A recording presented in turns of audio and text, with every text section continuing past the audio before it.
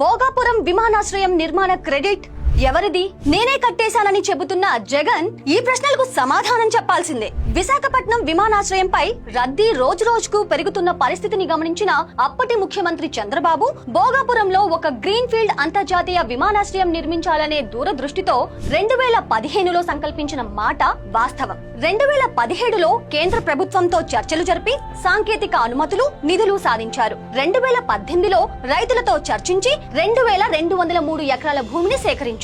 2019 ఎన్నికల నాటికి జిఎంఆర్ సంస్థకు నిర్మాణ కాంట్రాక్ట్ ఇచ్చారు. చంద్రబాబు స్వయంగా శంకుస్థాపన చేశారు. ప్రాజెక్టుకు సంబంధించిన ప్రధాన అడ్డంకులన్నీ తొలగిపోయాయి. అదే 2015 నుంచి 2019 మధ్యలో జగన్ ఏం చేశాడో మీకు తెలియాలిగా. రైతులతో ఎన్జీటీలో ఫిర్యాదులు చేయించాడు. కోర్టుల్లో 867కు పైగా కేసులు వేయించాడు. ధర్నాలు, ఆందోళనలు చేయించాడు. ఎర్ర బస్సు రాని చోట ఎయిర్ బస్ ఎందుకు అంటూ విమర్శలు చేశాడు. ఈ ప్రాజెక్టు మొత్తం అవినీతిమయమంటూ ఎన్నికల ప్రచారంలో మాట్లాడాడు. చంద్రబాబు ఒకవైపు భోగాపురం ఎయిర్పోర్ట్ అభివృద్ధి కోసం కష్టపడుతుంటే జగన్ మరోవైపు అదే ప్రాజెక్టును అడ్డుకోవటమే లక్ష్యంగా పనిచేశాడు. 2019లో ప్రభుత్వం మారింది. జగన్ ముఖ్యమంత్రి అయ్యాడు. అధికారంలోకి రాగానే జిఎంఆర్ కు ఇచ్చిన కాంట్రాక్ట్ ను జగన్ రద్దు చేశాడు. 2023 వరకు పనులన్నింటినీ పూర్తిగా నిలిపివేశాడు. అంటే 4 సంవత్సరాల పాటు ప్రాజెక్ట్ లో చలనం లేదు. 2019లో జిఎంఆర్ సంస్థకు కాంట్రాక్ట్ ను రద్దు చేసిన జగన్ తిరిగి అదే జిఎంఆర్ సంస్థకు 2023లో పనులు అప్పగించారు. 2019-23 మధ్యలో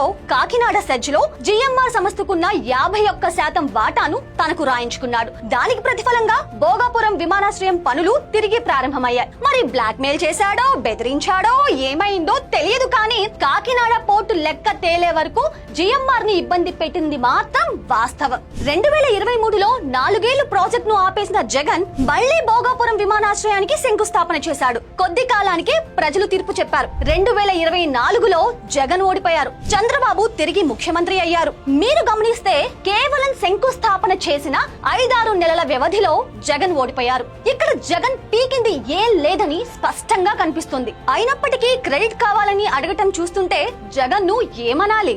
నిజమేంటంటే 2024లో సీఎం అయిన చంద్రబాబు కేవలం 16 నెలల వ్యవధిలోనే భోగాపురం విమానాశ్రయం పనులన్నింటినీ యుద్ధ ప్రాతిపదికన పూర్తి చేయించారు. 2026 జనవరి 4న రన్వేపై తొలి విమానం సురక్షితంగా ల్యాండ్ అయ్యింది. టీడీపీ నేత, కేంద్ర మంత్రి రామ్మోహన్ నాయుడు, టీడీపీ ఎంపీ కలిశెట్టి అప్పలనాయుడు ఆ మొదటి విమాన ల్యాండింగ్ లో భాగస్వామ్యులయ్యారు. 2026 మే లేదా జూన్ లో ప్రధానమంత్రి నరేంద్ర మోదీ అల్లూరి సీతారామరాజు అంతర్జాతీయ విమానాశ్రయాన్ని ప్రజలకు అంకితం చేయనున్నారు. ఇదే వాస్తవం, ఇదే చరిత్ర.